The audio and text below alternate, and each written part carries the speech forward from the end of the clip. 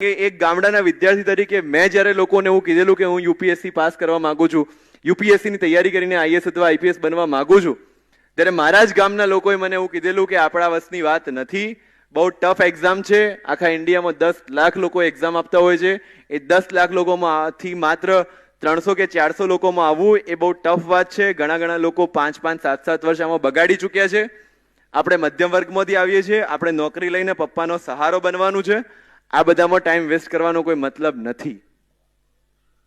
મારા ગામના એક બેન છેલ્લા 5 વર્ષથી યુપીએસસી ની તૈયારી કરતા હતા અને એમનાથી નહોતું થયું, એને જોઈને એનું એક્ઝામ્પલ મને આપતા હતા કે આ બધું આવું થાય.